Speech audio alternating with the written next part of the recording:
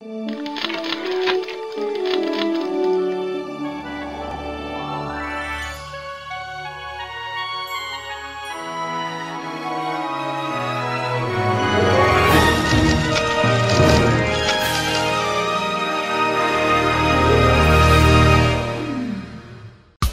Pagi Gereja Oikos Online. Sebelum Anda melakukan aktivitas lebih lanjut, ikutilah Renungan Pagi hari Senin, Rabu, dan Jumat jam 4.30 pagi di YouTube channel Gereja Oikos Online. Shalom, selamat pagi saudara. Kita bertemu lagi di dalam Renungan Pagi Gereja Oikos Online. Mari sebelum kita mendengarkan firman Tuhan, kita satu di dalam duduk diam di bawah kaki Tuhan dan kita menyembah Tuhan pada pagi hari ini.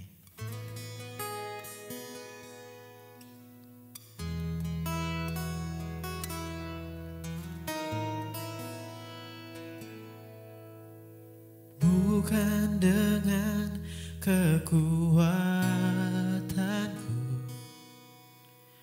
ku dapat jalani hidupku, dan tanpa Tuhan yang di sampingku,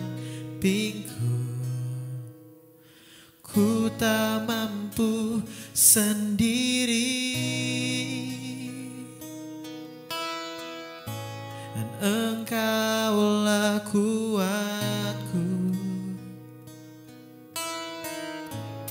yang menopangku, dan ku pandang wajah-Mu dan berseru, pertolonganku datang dari-Mu. Peganglah tanganku, jangan lepaskan, Kaulah harapan dalam hidupku.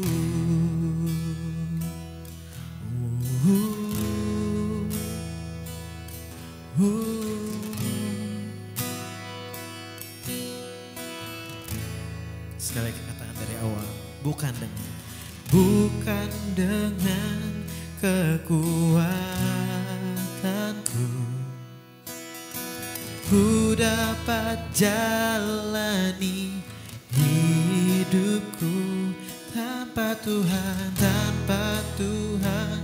yang di sampingku, ku tak mampu sendiri. Engkaulah kuatku, Engkaulah kuatku yang menopangku, ku pandang wajah-Mu dan berseru, pertolonganku datang dari-Mu. Peganglah tanganku, jangan lepaskan, Kaulah harapan dalam hidupku. Oh, ku pandang wajah-Mu dan berseru, pertolonganku datang dari-Mu.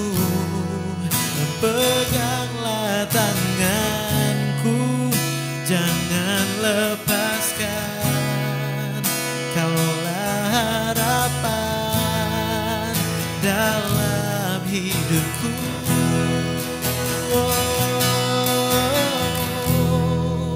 Dan berseru padamu,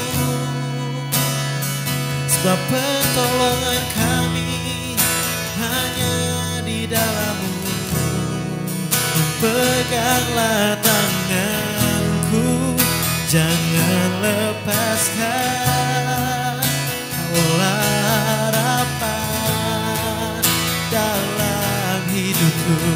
Oh, ku pandang wajah-Mu dan berseru, Tuhan, pertolonganku datang darimu. Peganglah tanganku, jangan lepaskan. Engkaulah harapan dalam hidupku. Ku pandang wajah-Mu dan berseru pertolonganku hanya padamu Tuhan. Oh, peganglah tanganku, jangan lepaskan. Harapan dalam hidupku.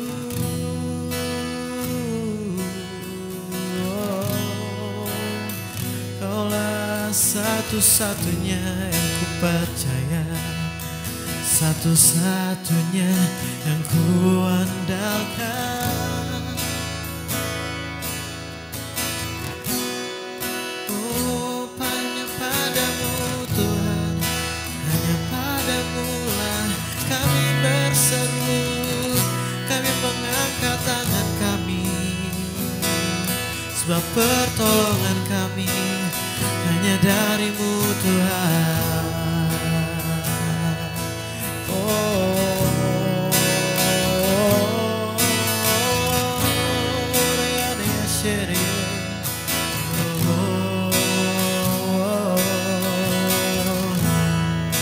Kami rindukan kuasa-Mu mengalir.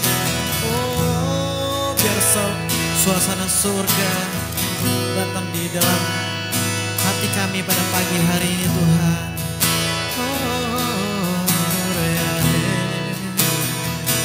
Suasana surga sekeliling kami Tuhan.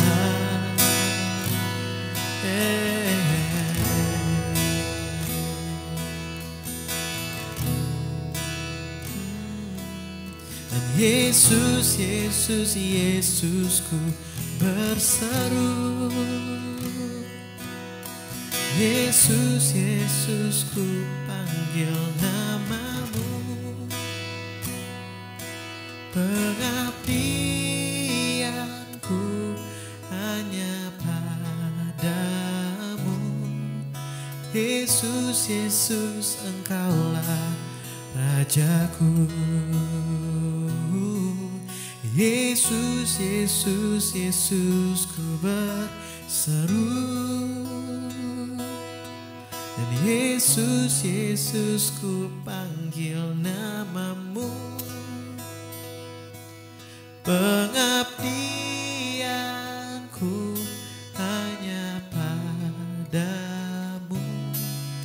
Yesus, Yesus, Engkaulah Rajaku.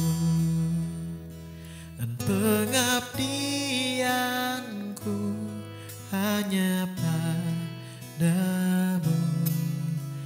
Yesus, Yesus, Engkaulah Rajaku.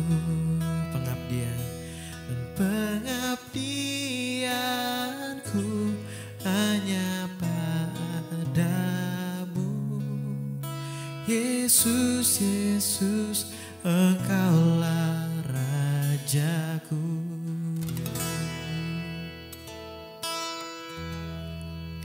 Amin.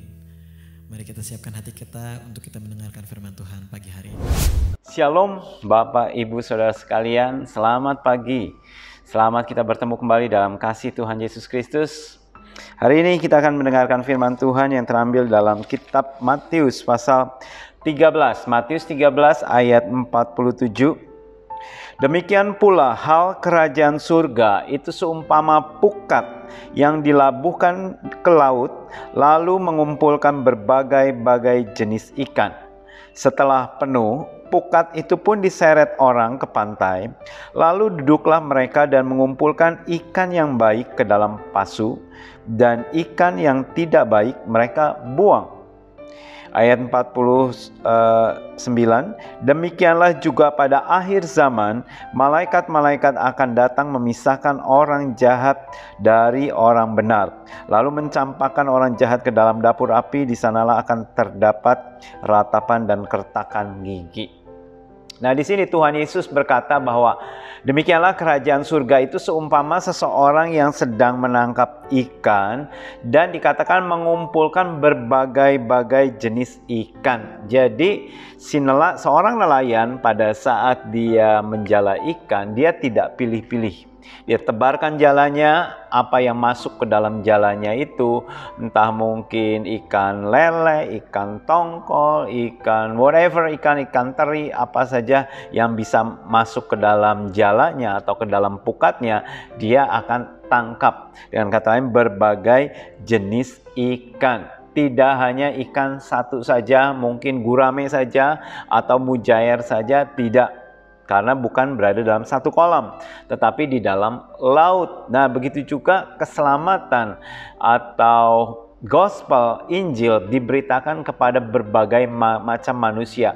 Tidak hanya untuk orang Yahudi saja, tetapi ke berbagai jenis manusia. Suku, ras, kaum, bahasa, semuanya disebarkan berita Injil tersebut. Dan seberapa mereka yang dapat ditangkap, seberapa mereka yang dapat dijala, seberapa mereka yang menerima Yesus sebagai Tuhan dan Juru Selamat pribadi, dan sebegitulah yang akan ditangkap atau dimasukkan. Nah, kalau saudara ke pasar ikan dan membeli ikan, kita tentu akan memilih ikan yang segar, betul? Dengan kata lain, sebelum kita masak, kita nggak mau dikasih ikan yang busuk. Saudara memilih ikan dengan melihat cara memilih ikan, mungkin dagingnya masih keras, ya, belum lembek, matanya masih jernih, dan terus insangnya juga merah, menunjukkan bahwa ini baru saja diambil dari laut, jadi masih segar keadaannya. Dan tentunya kita akan memilih yang itu. Kita tidak mau membeli ikan yang mungkin sudah 3 hari yang lalu atau dalam keadaan tidak segar, ya. Begitu juga dalam kita membeli buah-buahan. Itu sebabnya kenapa orang dalam bak buah-buahan mereka suka pilih, suka agak lama. Mungkin dilihat apakah buahnya ini busuk ataukah terlalu matang ataukah terlalu lembek atau bagaimana, dipilih dan diambil yang bagus, diambil dan kemudian mereka membelinya. Dan Tuhan Yesus mengatakan demikian. Apabila seorang nelayan dia setelah menangkap ikan, mengumpulkan dari berbagai jenis ikan, lantas kemudian ditarik ke pantai dan mulailah terjadi penyeleksian. Mulailah terjadi pemilihan ikan yang baik yang mana, yang buruk yang mana, dan terus dikatakan bahwa mereka mengumpulkan ikan yang baik di dalam pasu dan ikan yang tidak baik mereka buang, mereka tidak mau, karena mungkin kalau dijual pun tidak laku dan kalau dimasak pun kurang bagus, ya. Nah, itu adalah bicara tentang perumpamaan, dan Tuhan Yesus menceritakan arti dari perumpamaan itu. Demikianlah pada akhir zaman. Perhatikan, Tuhan Yesus berkata, demikianlah pada akhir zaman, nanti saatnya tiba, malaikat-malaikat akan datang memisahkan orang jahat dan orang benar. Jadi ada waktunya, ada saatnya tiba di mana nanti para malaikat yang Tuhan tugaskan, mereka akan memisahkan antara orang yang baik dan orang yang benar. Saudara masih ingat perumpamaan tentang lalang dan gandum? Di situ ada yang berkata, Tuhan, bagaimana kalau kita mencabut si lalang ini? Bukankah kita tidak menabur lalang tersebut, musuh yang menaburnya? Lantas Tuhan ini berkata demikian, jangan, kalau lalangnya kamu cabut sekarang, gandumnya pun akan tercabut. Jadi biarkanlah mereka bertumbuh bersama-sama. Nanti pada saat musim penuaian, pada saat akhir zaman, itu baru diseleksi. Baru yang gandum diambil, yang lalang dibuang dan dibakar. Nah, itu adalah berbicara tentang pemisahan antara orang yang baik dan orang yang benar. Dikatakan orang baik ini bukan berarti semua orang yang baik, bukan. Tetapi adalah pengertian orang yang ada di dalam Kristus. Ada seorang anak muda, dia berlari datang kepada Yesus dan berkata, guru yang baik. Dan Tuhan Yesus berkata, siapa yang baik? Hanya Allah yang baik. Manusia kecenderungan hatinya adalah kecenderungan hati yang berbuat dosa, kecenderungan hati yang lebih condong hatinya itu melakukan perbuatan yang melanggar firman Tuhan. Bahkan kalau kita lihat, kebaikan di mata manusia belum tentu baik di mata Allah. Karena kebaikan itu bisa saja relatif. Menurut saya orang ini sangat baik sekali, tetapi menurut saudara belum tentu orang itu baik. Karena mungkin orang tersebut tidak pernah menolong saudara, tidak pernah berkata-kata dengan ramah kepada saudara. Tetapi bagi saya orang ini sangat baik. Sehingga kalau kita kata apakah orang ini baik, belum tentu semua orang setuju. Apalagi penilaian Tuhan. Jadi penilaian Tuhan adalah yang terpenting. Tuhan tahu yang mana yang memisahkan, yang mana yang baik dan mana yang jahat. Pada akhir zaman akan terjadi pemisahan yang sangat jelas. Orang yang percaya kepada Tuhan, orang yang beribadah kepada Tuhan, dan orang yang tidak beribadah kepada Tuhan. Firman Tuhan berkata akan ada garis yang sangat jelas. Sehingga tidak ada gray area, tidak ada daerah abu-abu, separuh di sana, separuh di sini, tapi kecenderungan hatinya kemana?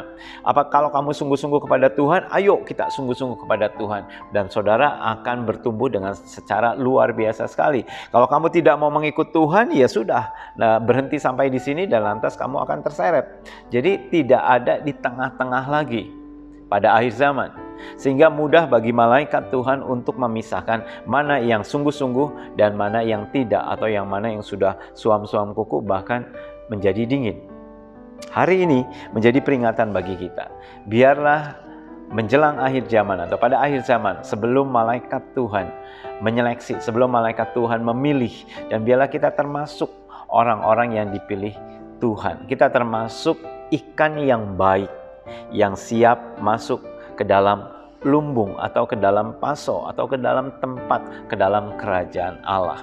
Karena itu pada saat hari ini, kalau kita masih ada dosa, masih ada keinginan, masih ada kejahatan di dalam hidup kita, keinginan yang tidak berkenan kepada Allah, kita datang pada Tuhan dan kita minta ampun dan kita bertobat.